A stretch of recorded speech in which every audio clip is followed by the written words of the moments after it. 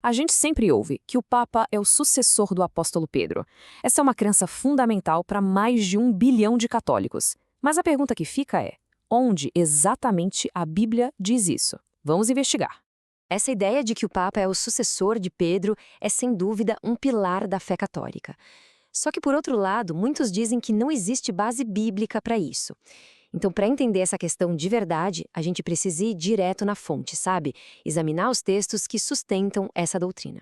E a primeira peça-chave desse quebra-cabeça está num momento bem famoso dos evangelhos. Um diálogo entre Jesus e o apóstolo Simão, lá no capítulo 16 de Mateus. É nesse trecho que Jesus muda o nome de Simão para Pedro e faz essa promessa, que é monumental. Mas o que significa exatamente a frase sobre esta pedra? Bom, é aqui que o debate começa a esquentar de verdade. A questão central é essa: a pedra é o próprio Pedro ou é a confissão de fé que ele fez? Ou seria o próprio Cristo? Para muitos estudiosos, a chave para essa resposta está na língua original do texto.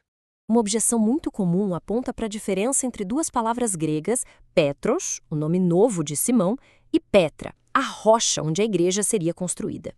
A ideia é que Petros significa uma pedrinha, um seixo, enquanto Petra seria uma rocha enorme, maciça.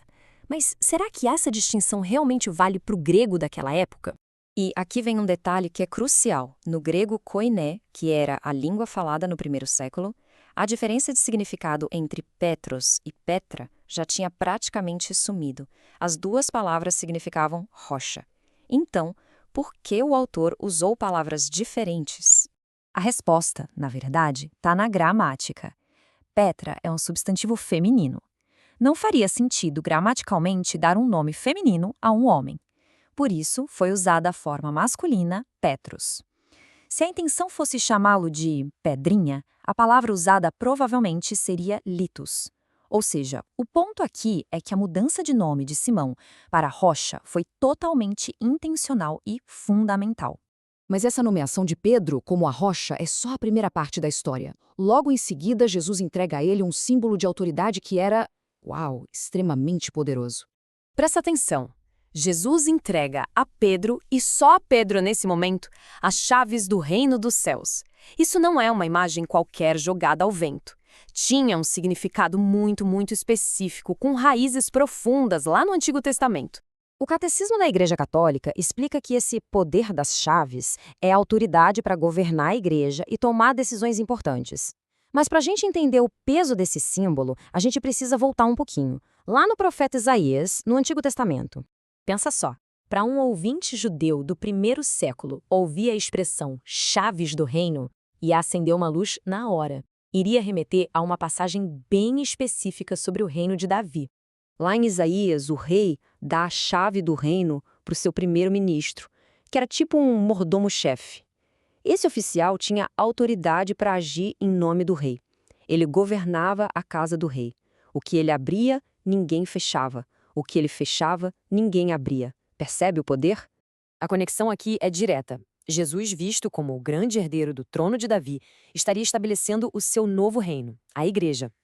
E ao dar as chaves a Pedro, ele estaria nomeando o seu primeiro-ministro, o seu administrador visível aqui na terra. Ok, então Pedro recebeu essa autoridade única. Mas a pergunta que não quer calar é: e depois que ele morreu? A ideia católica é que essa autoridade não morreu com ele. Vamos avançar um pouco para ver como isso se desenvolve. É aqui que entra o conceito de sucessão apostólica. É a crença de que o cargo e a autoridade que foram dados aos apóstolos foram passados adiante, através de uma linha contínua de sucessores, os bispos. E olha, a história dos primeiros anos da Igreja parece fornecer evidências para essa cadeia. Documentos bem antigos, como os escritos de Irineu de Leão, lá por volta do ano 180, já listavam os bispos de Roma em sucessão direta desde Pedro. Ele inclusive menciona Lino como sucessor imediato. Tudo isso nos leva a uma pergunta final. Mas por que essa estrutura toda? Qual é o propósito teológico de ter uma única figura como o Papa? A resposta, segundo a doutrina católica, se resume a uma palavra: unidade. Pensa bem. Numa fé que se espalha pelo mundo inteiro, como é que se garante a comunhão e a integridade da doutrina? O Catecismo diz que o Papa serve como um ponto de referência visível e perpétuo para a unidade. A ideia não é que ele substitua Cristo, que é a cabeça invisível, mas que atue como o seu vigário, ou seja, seu representante, para manter a igreja unida aqui na Terra. Em resumo, o papel é ser um guardião, é garantir que a fé, aquela transmitida pelos apóstolos, continue sendo a mesma em todos os lugares e em todos os tempos. É ser a rocha que mantém toda a estrutura unida. Então vamos juntar todas as peças do quebra-cabeça. Como é que se estrutura, passo a passo, a argumentação a favor da base bíblica do papado? Basicamente, o argumento se desenvolve em 4 etapas. Começa com a identidade de Pedro como a rocha. Depois, avança para a autoridade simbolizada pelas chaves. Em seguida, estabelece a sucessão desse cargo e, por fim, explica o seu propósito como um pilar de unidade para a fé. E isso tudo nos deixa com uma pergunta ainda maior para a gente pensar. Independentemente da filiação religiosa de cada um, a questão de como uma crença consegue manter sua unidade e coerência ao longo de séculos é fascinante. Nos leva a pensar qual é o verdadeiro papel de uma autoridade histórica na continuidade da fé.